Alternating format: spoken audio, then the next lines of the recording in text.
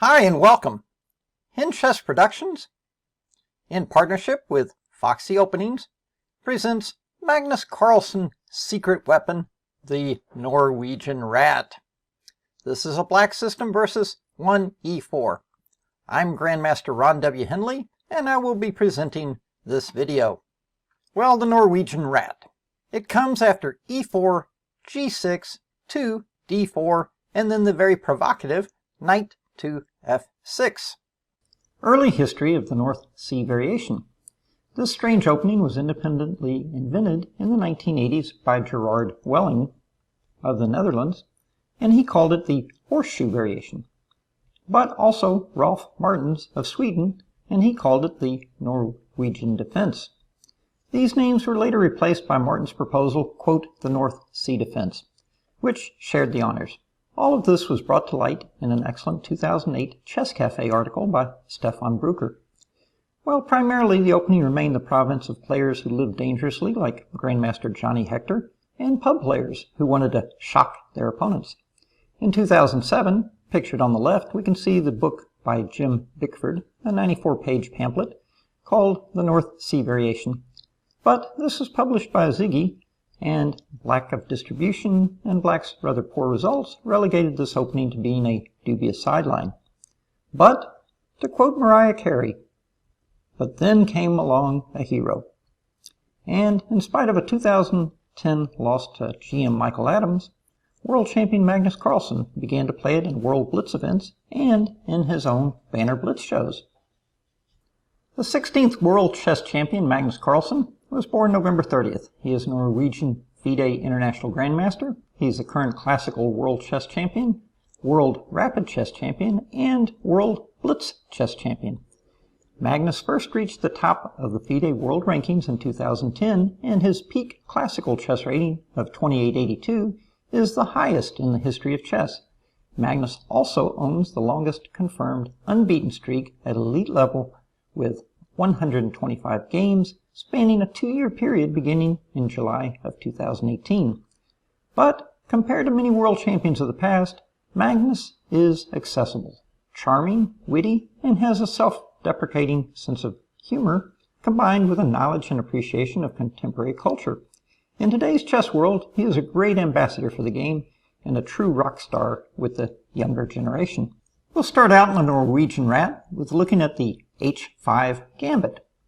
After the moves e4 g6, d4 knight f6, e5 knight h5, bishop e2, d6, bishop takes h5, g takes h5, and white accepts the gambit pawn with queen takes h5.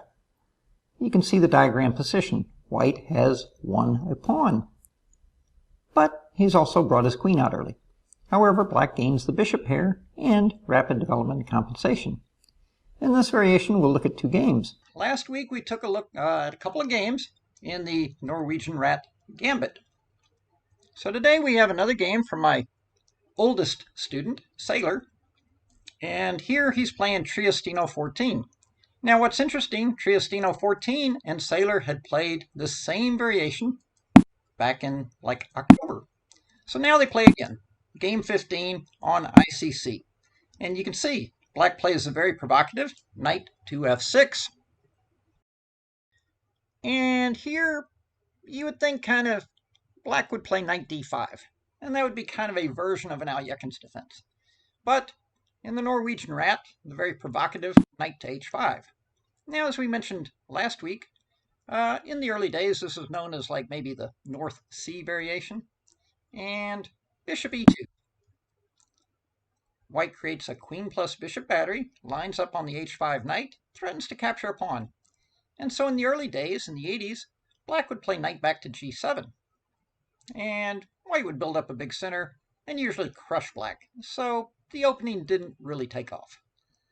But somewhere around 2006-07, Aronian started playing d6 and said, hey, you want the pawn on h5? Take it, take it. He takes, and collects a pawn. Now, there's often the case in chess, pluses and minuses. Yes, white won a pawn, but black half-opened g-file. And white's also brought his queen out early. So the key to this is you play pawn takes pawn. Now, of course, queen takes pawn, rook g8. That's one way to go. And in the video series, we discuss a game that Magnus Carlsen had along those lines, where he played black, and he opined that, basically he thought black was okay. Now, Triestino plays the alternative recapture, pawn takes. Well, knight to c6, logical developing move, and knight to f3, more protection on the pawn.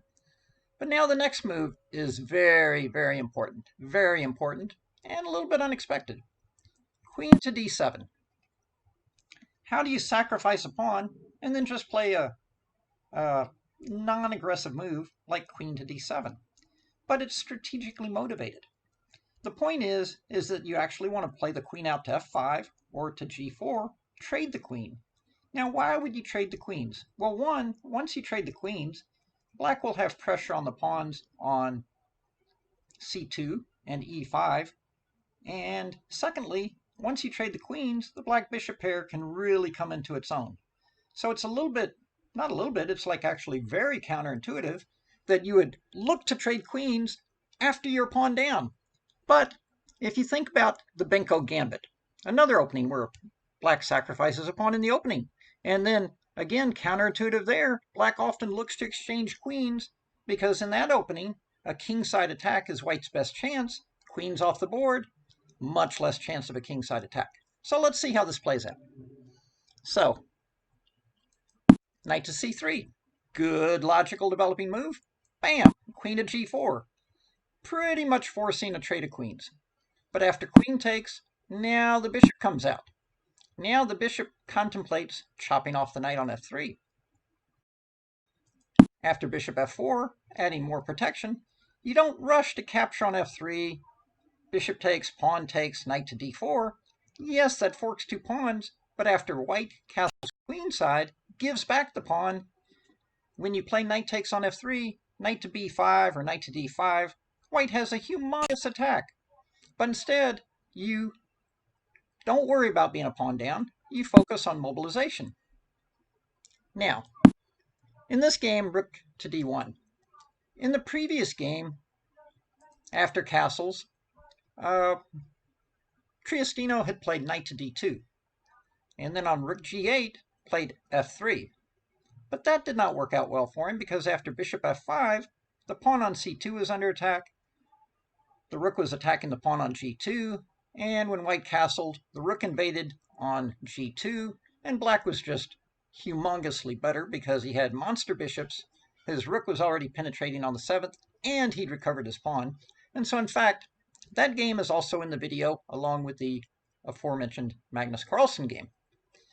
This time, Triestino looks to improve and plays rook to d1. Well, bishop to g7. Now again, you can see black has possibilities. Bishop takes knight, followed by capturing on e5, recouping his pawn. So let's see what happens.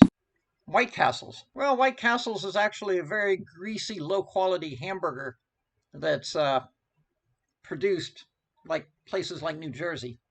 But some people get addicted to such unhealthy food. But as pertains to chess, yes, white castle's kingside. Okay. Anyway, that was a bad non-sequitur bit of humor. So what happens now? You chop the knight. Okay, pawn takes. Now, you only give up your bishop pair if you're getting something in return. In this case, you're recovering your pawn. You now have the better pawn structure. We can see white has doubled f-pawns. Bishop takes, and rook over. Well, to white's credit, he is centralized. He has gotten his king fairly safe, but very nice move here by black from a practical point of view, check. Now the point of the check is you make white decide. Does he go to f1 and possibly lose the h2 pawn? Yeah, he would get the e7 pawn back, so that's one decision. Or, well, it turns out computer analysis later shows king to f1 was slightly better way to go, but black in any case has a pretty comfortable advantage. So now, Sailor, who by the way is 76 years old, God bless him, we should all be actively playing chess and running up and down the lighthouse stairs and doing such things at that age. Anyway, he chops the knight. Now again, you only give up the second bishop if you're getting something in return. Well, what's he getting? He now has a double rook endgame where every single white pawn is either isolated or doubled. Okay? So, this is a great example of constantly transforming one type of advantage for another. Okay? So, he trades a pair of rooks. So, rook takes. Now you have a single rook endgame. And as we mentioned, definitely black has the better pawn structure. What else? Well, the black rook on the g file does cut the white king off.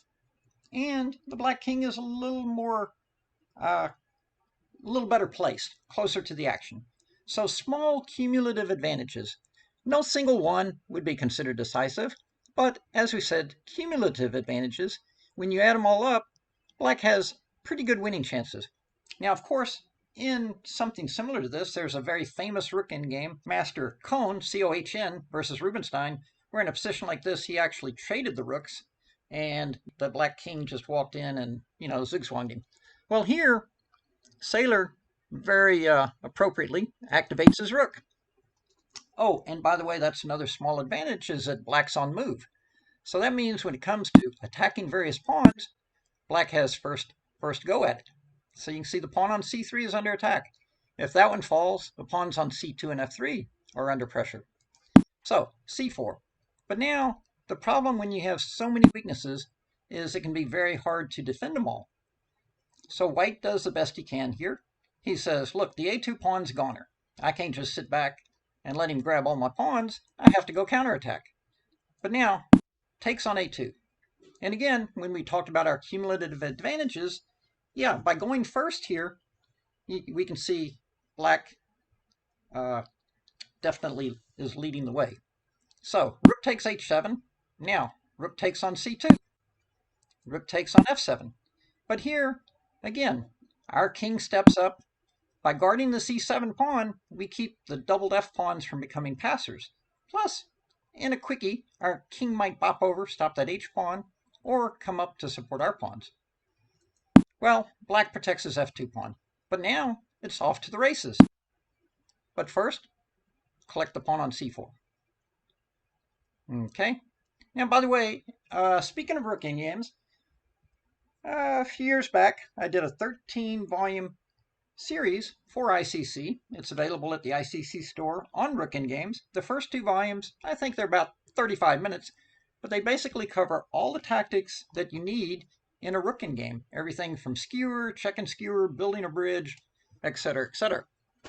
So, well, here, just a very quick visual tells you black's obviously got to be much better, if not winning, because he's got 3 connected passed pawns on the queen side, and black has 1 measly passed h-pawn.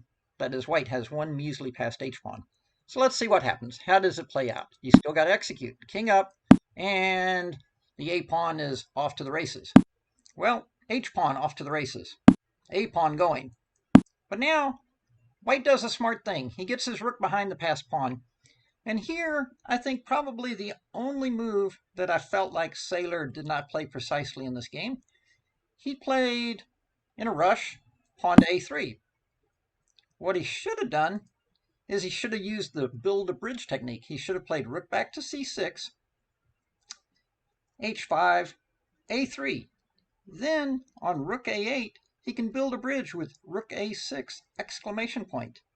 And it's game, set, match, because after the trade, the black pawn will promote first.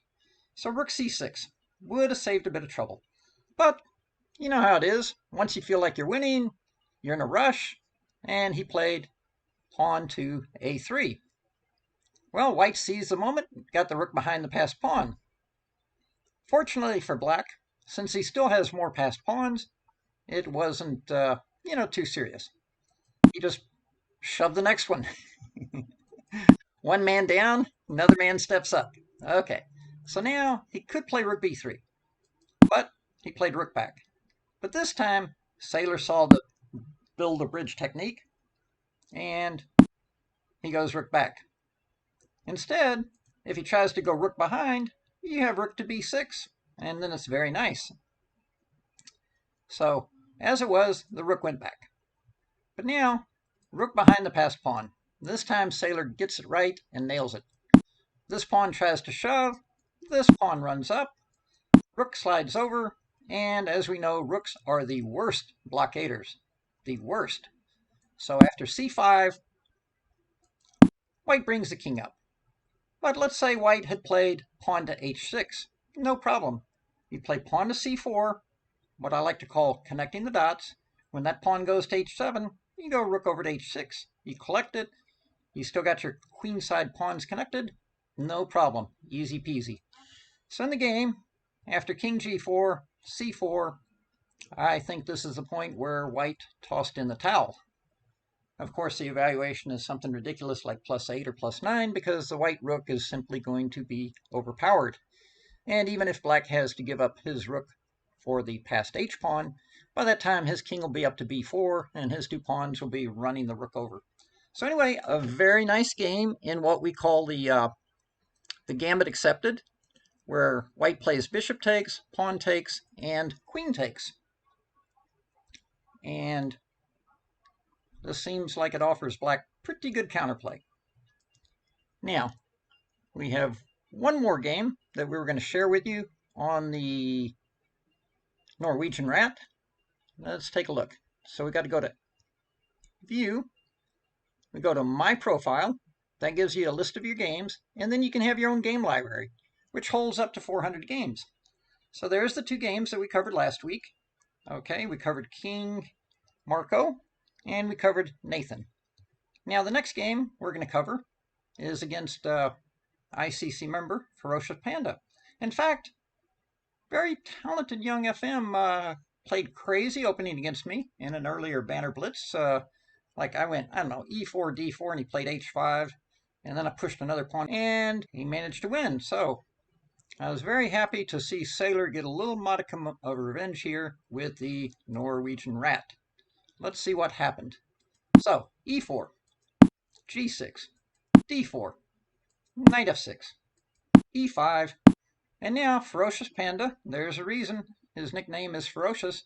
Bam! g4. Holy cow! Nobody ever plays g4. It has to be dealt with. Well, of course, the knight has to go back to g7, no big mystery there. But now he probably pushes the envelope just a little too far on the positional side, and he plays h4. What would you play for black? This looks pretty good. White's got 4 pawn moves in. But there's a difference between advancing pawns and controlling space and getting, quote, overextended. Sailor did a very nice thing here. He played h5. This strikes back. What is white going to do about the g-pawn? He could take on h5, that's one option, and of course he'd take with the knight, but then he's weakened some squares, noticeably f5. In the game, he pushes by, gaining more space. But now, black switches gears, and that's one thing I've noticed about this Norwegian Rat that Magnus has been playing, is it can easily morph into kind of a French defense type structure. It can morph into kind of a regular Pierce, and sometimes it has the flavor of like a Scandinavian defense. So it's a very flexible opening, okay? Yes, and as Nicholas says, if the pawn moves, it weakens the f5 for the knight. He's absolutely right. So, pawn to d5. So this is why I'm saying that instead of playing pawn to d6, you know, black goes into kind of a super Gurganditsi system, which is a kind of a blockade on the light squares type system. So let's see what happens. Bishop to d3. Bishop to g4, just a little probe. And after f3, bishop to f5. So as Nicholas correctly pointed out, that f5 square is very weak because the g and e pawns have run past it. So knight to e2, queen to d7. Okay, knight to g3.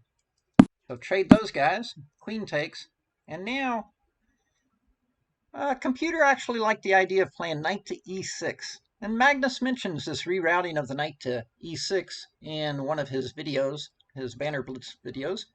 But Sailor just went for the e6 barricade on the light squares. Well, white continues playing in hyper-aggressive mode. Now, pluses and minuses. If you take that pawn, you do leave him with a backward pawn. However, you got to reckon that you also give his pieces access to the e4 square. In the game, Sailor focused on development, contemplating maybe knight to b4, then taking the pawn, and then planting his knight on d5. Well, don't need to worry about that. Panda exchanges, and after queen takes, plays knight to e4, going for the obvious knight f6 check. Well, bishop to e7, get ready to chop that guy off if he visits. But now a little tactical shot. Knight takes e5, knocks out the head of the white pawn chain. Bad news with the pin. Queen goes back to e2, knight goes back home, but now knight to c3, queen over to a5, pinning the knight, and here white missed a bit of an opportunity. He could have played d5. d5 would have made things a bit more complicated. Probably play something like maybe knight b4, check. Oh, and now knight f5. This is where d5 would have been the most interesting, because of course on pawn takes, you then have bishop. On d5 though, you could also complicate things with knight to g3, or you could chill and play a move like knight to d8. Not a happy move. So, but white for his part, with a shattered pawn structure and a pawn deficit, should have definitely gone for complications with pawn to d5. Instead, castles, and then once black castles queenside, it's pretty much game over. The pawn on d4 is triple attacked. The knight to g3 fork was another possibility, absolutely. And now the game does not last much longer, because after king b1, black just collects, trades a pair of rooks, and on queen c4, check, and it's all falling apart. Now here, knight e4 was the last chance to try and hang on, but instead, the panda played king in the corner, and just leads to bad news, because knight ended the game. So anyway, very aggressive play with g4, and then probably pushing the envelope a little too far with h4, because as Nicholas pointed out, once you play h5, you get rid of his g-pawn, then black has good play on the light squares, and especially the f5 square. Okay, so that's pretty much it. The Norwegian Rat, continues to find victims, and now we see why Magnus Carlsen has been playing it for so long.